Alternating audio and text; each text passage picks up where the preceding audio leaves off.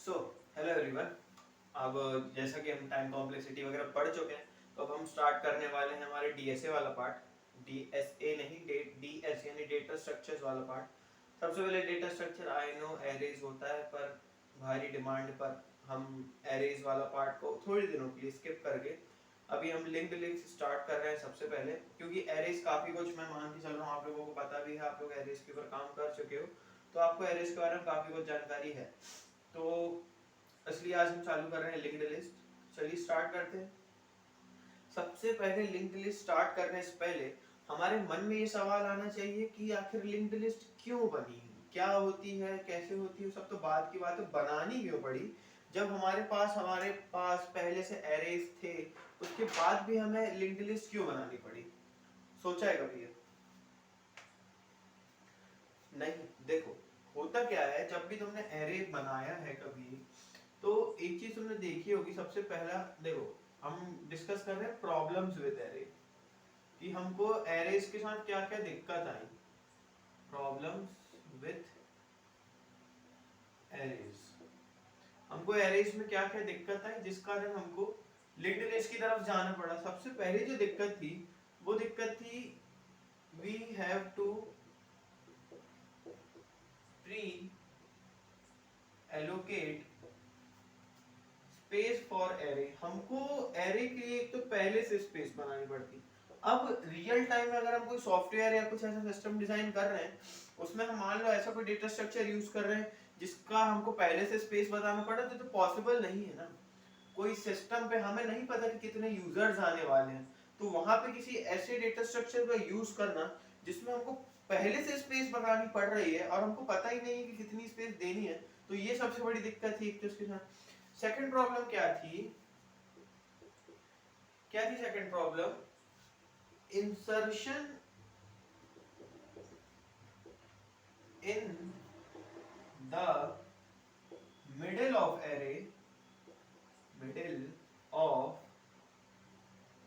Array is costly. Costly मतलब यहाँ पैसे से लेना देना नहीं है, कॉस्टली मतलब यहाँ पे टेक्स मोर टाइम है, टाइम के रिस्पेक्ट में कॉस्टली है। क्या मतलब हुआ इसका? मान लेते हैं हमारे पास ऐसा कोई एक एरे है जिसमें यहाँ पे अलग अलग कुछ एलिमेंट स्टोर्ड हैं, 1 2 3 4 एंड 5। अब मैंने तुमसे बोला कि इसमें थर्ड पोजीशन पे कोई एक एलिमेंट एंटर कराओ। थर्ड पोजीशन यानी 0 1 2, ये वाली पोजीशन थर्ड पोजीशन हुई। तो यहाँ पे मैं तुमसे बोल रहा हूँ कि नया एलिमेंट 2.5 एंटर कराओ। अब ये 2.5 जब तुम एंटर कराओगे, तुमको बेसिकली क्या करना पड़ेगा? 2.5 3 की जगह आएगा, 3 आगे शिफ्ट होगा, 4 आगे शिफ्ट होगा, 5 भी आगे शिफ्ट होगा, और यहाँ पे एक नया बॉक्स बनाना पड़ेगा जहाँ पे एक एक्स्ट्रा मेमोरी हमको देनी पड़ेगी। तो जो इस तरह के ऑपरेशंस थे, वो इसमें किसमें, एरेज में करना बहुत मुश्किलदायी थे। ठीक है, ये एक दिक्कत। और एक और क्या दिक्कत थी? डिलीशन, डिलीशन फ्रॉम स्टार्टिंग या बिगिनिंग इज ऑल्सो कॉस्टली। अब एक बात जरा ध्यान से देखो, मान लेते हैं एक और बार एरे हम बना ही लेते हैं। हमारे पास एरे है 1 2 3 4, 1 2 3 4 और 5, ये हमारे पास मान लेते हैं एक एरे है। अब इस एरे में अगर मुझे ये पहला एलिमेंट डिलीट करना है, क्या करना है? पहला एलिमेंट डिलीट करना है, तो तुम लोग बोलोगे डिलीट करने में क्या दिक्कत है? पर एक बात बताओ, जब तुम ये एलिमेंट डिलीट कर दोगे तो ये स्पेस खाली हो जाएगी, सामने वाली जीरो इंडेक्स तो खाली हो जाएगी, तो तुमको ये 2 को आगे शिफ्ट करना पड़ेगा, 3 को इसकी जगह आना पड़ेगा, 4 को इसकी जगह और 5 को इसकी जगह। तो ये सारी चीजों को आगे शिफ्ट करना पड़ेगा। और ओवरऑल टाइम, अब मान लेते हैं इसकी लेंथ अगर 5 है, तो ये 5 आइट्रेशंस हो गए पूरे। अब इसकी लेंथ अगर n होती तो n आइट्रेशंस, तो इसका जो टाइम कॉम्प्लेक्सिटी है वो कितना चले जाएगा? बेग ऑफ n चला जाएगा। तीन प्रॉब्लम को समझ में आई कि एक तो पहले से स्पेस बताना पड़ता है, हमको पता ही नहीं है कितनी स्पेस देना है, कैसे बताएंगे। दूसरी प्रॉब्लम हमने ये देखी कि इंसर्शन इन द मिडिल बहुत कॉस्टली पड़ जाता है। उसके बाद हमने क्या देखा कि डिलीशन फ्रॉम द स्टार्टिंग, वो भी एक कॉस्टली पड़ जाता है हमको काफी। अब देख लेते हैं चौथी क्या दिक्कत पड़ जा रही थी। चौथी जो दिक्कत थी वो थी कि implementation implementation of data structures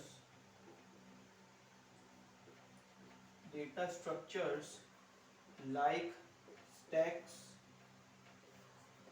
queue and DQ becomes very complex.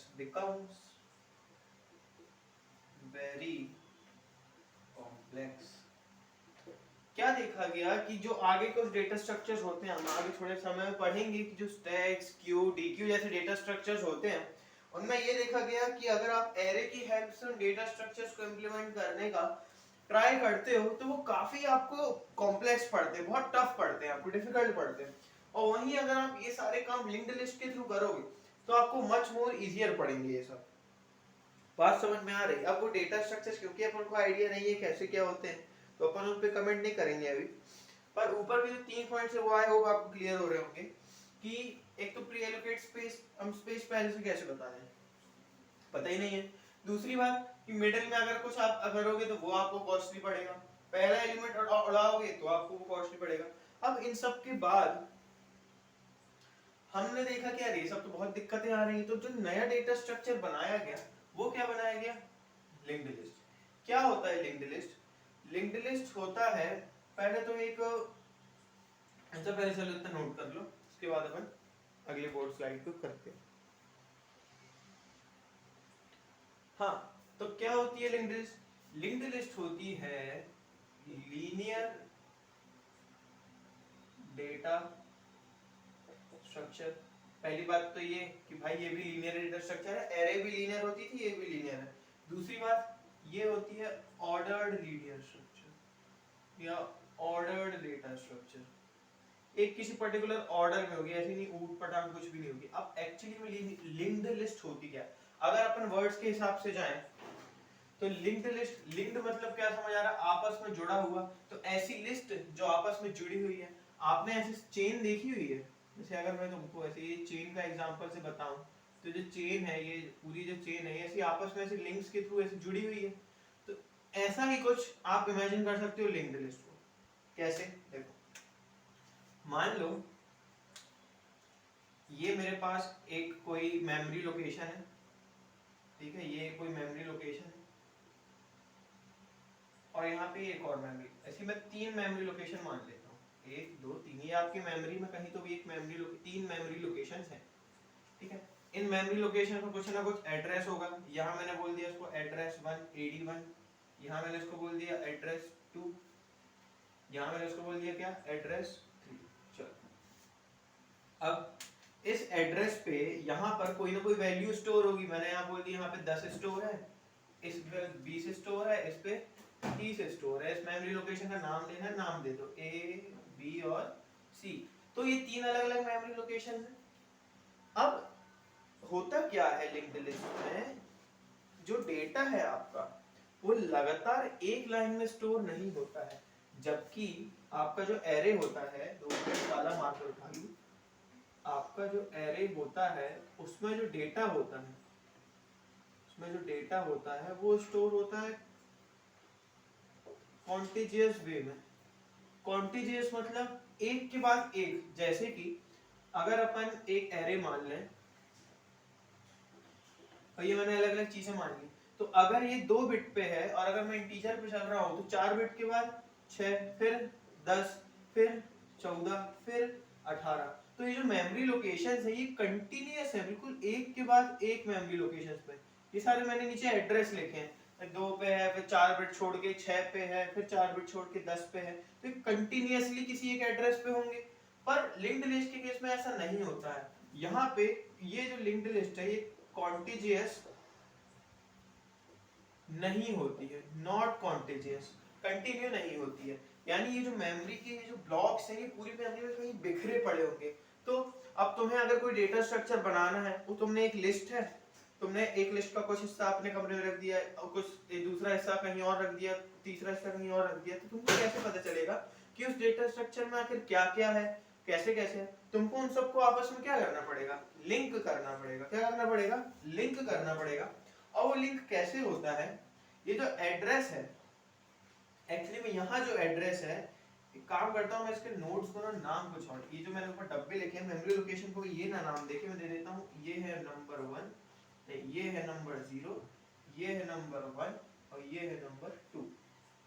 देखना इंडेक्सिंग टाइप दे दिया मैंने।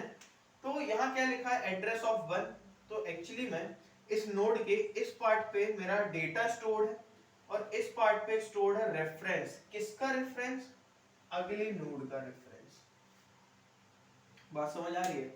यानी इस पार्ट पे तो मेरा डेटा स्टोर्ड है और इस पार्ट पे क्या स्टोर्ड है मेरा? रेफरेंस। किसका रेफरेंस? फॉर नेक्स्ट लोकेशन और नेक्स्ट लोकेशन। उसी तरह यहां पर भी, यहां पे तो तुम्हारा डेटा स्टोर्ड है और यहां पे क्या है? Reference to next location. Next location यानी ये। तो ये जो तुम्हारे सामने 3 डब्बे बने हैं, ये बन गई तुम्हारे सामने एक सिंपल सी लिंक्ड लिस्ट। लिंक्ड लिस्ट में क्या होता है, मेमोरी में कहीं अलग अलग जगहों पे ऐसे 3 मेमोरीज के तुमने डब्बे बना लिए, वहां पे तुमने अपनी अपनी वैल्यू स्टोर कर दी। अब तुमने उनको आपस में पॉइंटर्स की हेल्प से, किसकी हेल्प से? पॉइंटर्स की हेल्प से आपस में लिंक करा दिया कि यहाँ पर जो रेफरेंस है वो पॉइंटर है इस डब्बे का, यहाँ पर जो रेफरेंस है वो पॉइंटर है इस डब्बे का। बात क्लियर हो रही है? बात क्लियर हो रही है? ठीक है, चलो इतनी बात तुम लोग की समझ में आ गई। अब ये जो डब्बे तुमने बनाए हैं, इन डब्बों को कुछ कहते हैं इंग्लिश में, और उस डब्बे को अपन कहते हैं नोड्स। क्या कहते हैं? नोड्स। ये जो नोड्स हैं, यही नोड्स होते हैं जिनके एक पार्ट में डेटा होता है और एक पार्ट में रेफरेंस या एड्रेस टू नेक्स्ट नोड। बात क्लियर हुई? नोड उसमें डेटा और रेफरेंस यानी रेफरेंस फॉर नेक्स्ट लोकेशन। तो मेरे पास यहाँ कितने नोड्स हैं? 3। अब हमेशा लिंक्ड लिस्ट में, अच्छा अब देखो तुम्हारे सामने पूरी एक लिंक्ड लिस्ट है, ये तुम्हारे सामने है जिसमें पहले में अगले का है, अगले में इसका। यहाँ टोटल तुम्हारे पास 3 एलिमेंट है। आखिरी एलिमेंट कौन सा? ये वाला। अब तुम्हें पता कैसे चलेगा कि लिंक्ड लिस्ट इस पॉइंट पे आके खत्म हो गई है? कैसे पता चलेगा? वो ऐसे पता चलेगा कि ये जो लास्ट एलिमेंट है, जो लास्ट एलिमेंट का रेफरेंस है, ये जहां पॉइंट कर रहा है वो पॉइंट कर रहा है नल की तरफ। नल या फिर नल, नल वैल्यू की तरफ पॉइंट कर रहा है। यानी जैसे ही तुमने लिंक्ड लिस्ट में देखा कि अरे कंप्यूटर ने रीड किया यहाँ पे तो लास्ट में नल है, तो कंप्यूटर समझ जाएगा कि लिंक्ड लिस्ट यहाँ पे खत्म हो रही है। नल यानी ये जो पॉइंटर है ये किसी नल वैल्यू की तरफ पॉइंट करेगा, किसी नल वैल्यू की तरफ पॉइंट करेगा। समझ आया? ये बात क्लियर हुई? और ये जो पहला नोड होता है इसको अपन जनरली कहते हैं head of the linked list. क्या कहते हैं? Head of the linked list. समझ आ रही है बात? लिंक्ड लिस्ट क्या होती है? देखो ये जो हेड है ना, ये बहुत इंपॉर्टेंट चीज है। अगर तुम्हारे पास किसी भी लिंक्ड लिस्ट का हेड है, अगर तुम्हारे पास किसी भी लिंक्ड लिस्ट का हेड है तो तुम उसको पूरी लिंक्ड लिस्ट में ट्रैवर्सल कर सकते हो। तुम्हारे पास मान के चलो पूरी लिंक्ड लिस्ट है, अगर तुम्हारे पास सिर्फ उसका हेड है, अगर तुम्हारे पास सिर्फ उसका हेड भी है तो तुम पूरी लिंक्ड लिस्ट में ट्रैवर्सल कर सकते हो। ये बात बिल्कुल दिमाग में क्लियर कर लो। ठीक है, इतनी बात क्लियर हुई? चलो क्या क्या देख लिया अपन ने कि लिंक्ड लिस्ट कॉन्टिजियस नहीं होती है, उसमें नोड होता है। नोड का स्ट्रक्चर एक बार और बता देता हूं मैं। किसी भी जो नोड है उसमें 2 चीजें होती हैं। एक तो होता है डेटा, उसमें जो डेटा स्टोर्ड है, और एक होता है address to next node. Address to next node, ये एक नोड का स्ट्रक्चर है। डिफरेंस कहां पे है? लास्ट नोड हमेशा कहां पॉइंट करेगा? नल की तरफ। ये भी एक इंपॉर्टेंट बात है। देखो किसी भी चीज की शुरुआत और अंत जहां होता है वो बहुत जरूरी होता है। लिंक्ड लिस्ट की शुरुआत कहां से हो रही है? हेड से हो रही है। लिंक्ड लिस्ट का अंत कहां पे हो रहा है? इस नल या नन वैल्यू पे अंत हो रहा है।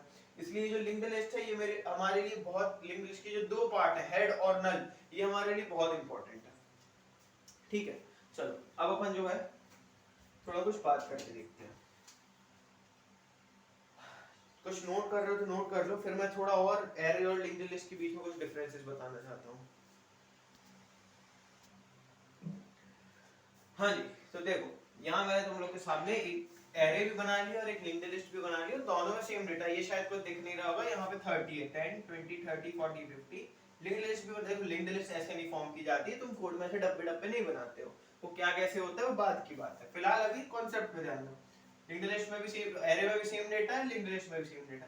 मैं समझाना क्या चाह रहा हूँ कि जैसे मान के चलो, अच्छा तुमको एरे का मान लो कोई तीसरा एलिमेंट उठाना है, क्या करना है तुमको, मान के चलो एरे का कोई तीसरा एलिमेंट उठाना है। एरे का तीसरा एलिमेंट कौन सा है, मान लो चौथा उठाना है, चलो 1 2 3 4 चौथा एलिमेंट है ये। अब तुमको इंडेक्सिंग पता है कि जीरो बेस्ड इंडेक्सिंग भी हो सकती है, वन बेस्ड भी, यानी इंडेक्सिंग जीरो से भी शुरू हो सकती है और वन से भी। तो ये 1 2 3 तुमने कर दिया। अब अगर तुमको फोर्थ एलिमेंट उठाना था तो तुम सिंपली क्या कर दोगे, तुम लिख दोगे एरे का नाम जैसे ARR है, तो ARR का तुम 3 एलिमेंट यानी तीसरे नंबर का, तीसरी इंडेक्स का जो कि चौथा है, देखो भैया जीरो से शुरू हुई थी तो चौथा एलिमेंट के बाद तीसरी इंडेक्सिंग आई, तो तुम उसको सीधे एक्सेस कर सकते हो कि भैया ARR का तुमने थर्ड एलिमेंट कॉल किया, तुम्हारे सामने सीधे 40 प्रिंट हो जाएगा। बात समझ में आ रही है? तो इसमें क्या है, इसमें अपन जो है डायरेक्टली कॉल कर सकते हैं, डायरेक्टली कॉल कर सकते हैं। डायरेक्टली कॉल करने को एक्चुअली में क्या कहते हैं, डायरेक्टली कॉल करने को कहते हैं रैंडम एक्सेस। डायरेक्टली कॉल करने को कहते हैं क्या, रैंडम एक्सेस। एरे के केस में हमारे पास रैंडम एक्सेस होती है कि मुझे चौथा एलिमेंट चाहिए तो मैं उसकी इंडेक्स से उसको पुकारूंगा कि अरे वो चौथी एलिमेंट के इंडेक्स वाले, तो तुम्हारे सामने वो आ जाएगा दौड़ा भागा। पर वहीं लिंक्ड लिस्ट के केस में तुम्हारे पास किसी तरह की कोई भी रैंडम एक्सेस पॉसिबल नहीं होती है। ये एक नुकसान है हमारे पास लिंक्ड लिस्ट का, जो अभी तक आपने शायद पहला नुकसान सुना है इसका। बात समझ आई? तो रैंडम एक्सेस नहीं है। तो यहां मैं लिख देता हूं, ये इंपॉर्टेंट पॉइंट है, नो रैंडम एक्सेस और no random access for linked list. चलो ये बात क्लियर हो गई। अब एक बात देखो, एक सेकेंड,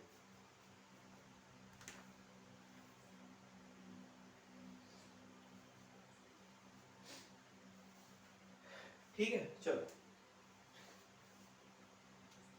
हाँ सॉरी, चलो अब यहाँ पे क्या है, अगर मान के चलो ये मैंने क्या किया, मेरे को जब इसका मान लो इसका जब मेरे को फोर्थ एलिमेंट चाहिए था तो मैंने उसके इंडेक्स उसको कॉल कर लिया। अब सेम एलिमेंट अगर मुझे इसका चाहिए, यानी मुझे भी अगर इसमें से 40 बाहर चाहिए है, तो मुझे क्या करना पड़ेगा, मुझे इन सब से होते हुए गुजरना पड़ेगा।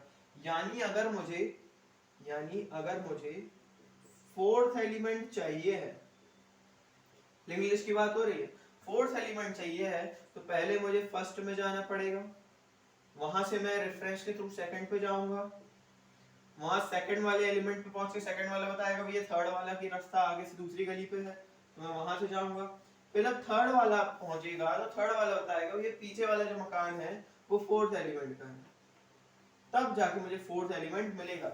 यानी इसका मतलब ये है, देखो चौथे नंबर का एलिमेंट चाहिए था तो मुझे कितनी बार एलिमेंट्स को क्रॉस करना पड़ा, 4।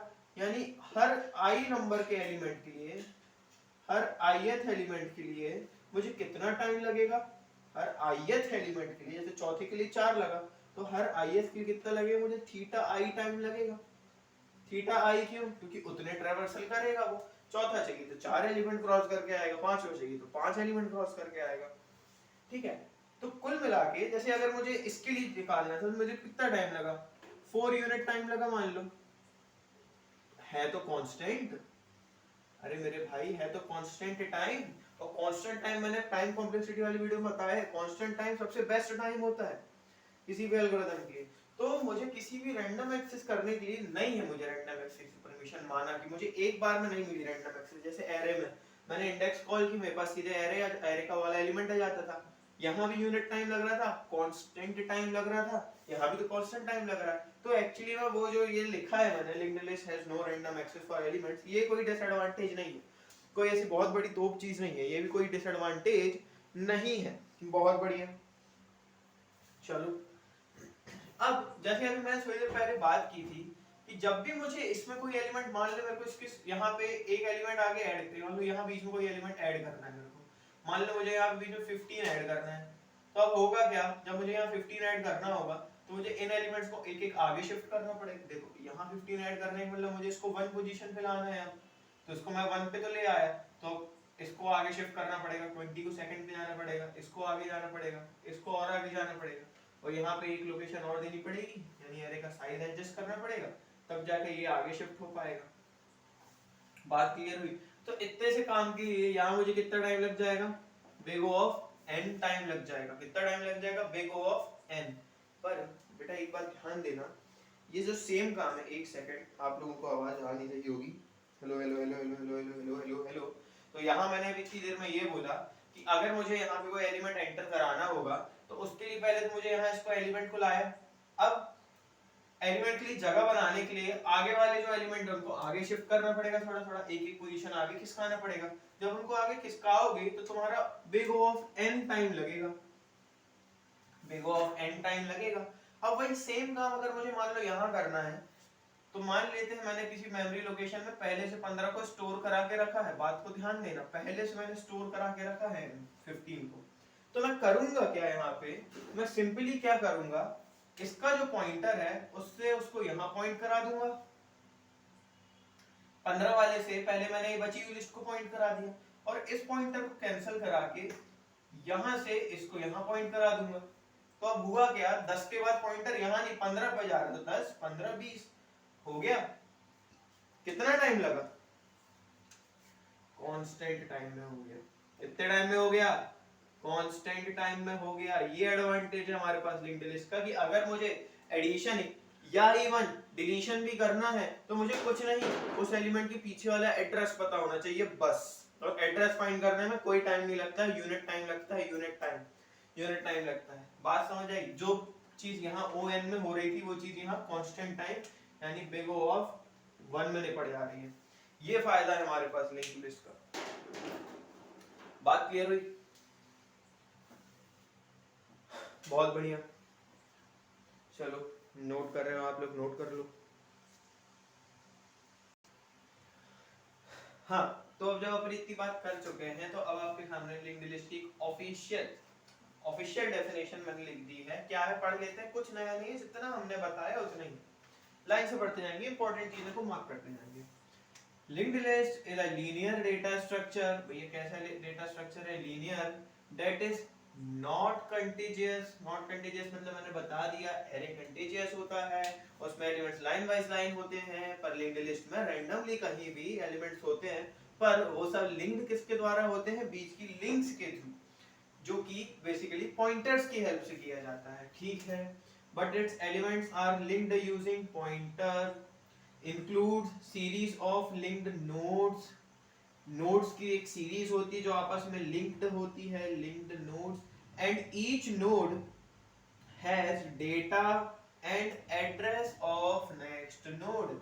जो लिंक्ड लिस्ट होती है, नोड्स की एक लिंक्ड सीरीज होती है जिसमें हर नोड का पहला जो चीज होती है वो डेटा होता है, और जो सेकंड चीज होती है वो क्या होती है? नेक्स्ट। उसके बाद हमने क्या देखा? हमने देखा एक इंपॉर्टेंट बात कि इसका लिंक्ड लिस्ट की जो स्टार्टिंग होती है वो हेड होता है, और इसमें स्टार मार्क क्यों किया?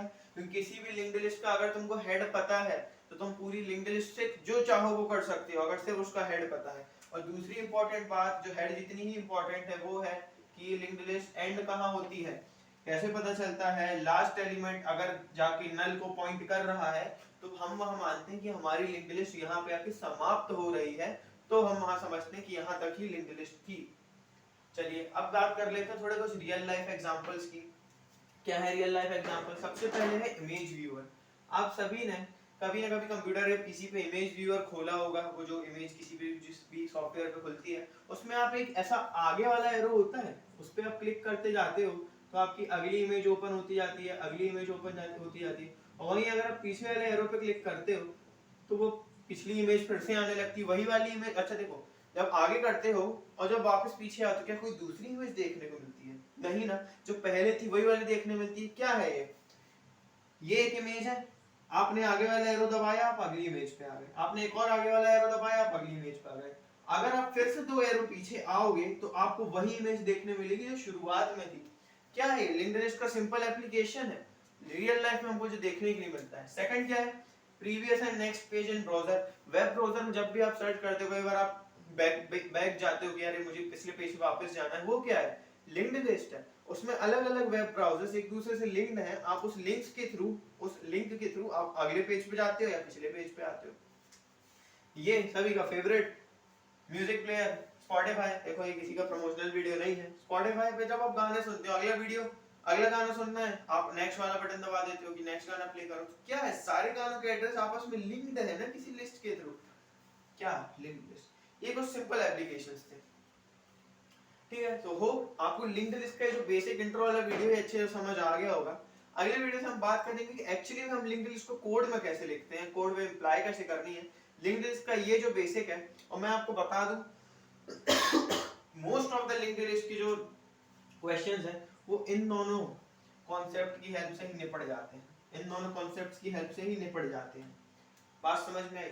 एक कॉन्सेप्ट और मैं आप लोगों को दिए देता हूं कि मान लो अगर आपको इनके बीच में कोई एक एलिमेंट एक्स्ट्रा एंटर कराना है, मान लेते हैं मुझे इन दो एलिमेंट्स के बीच में यहाँ पे कोई एक ई एलिमेंट लाना है। जो मैं बोल रहा हूँ उसको अगर आप लोग नोट कर रहे हो तो इनके स्टेप्स लिख लेना।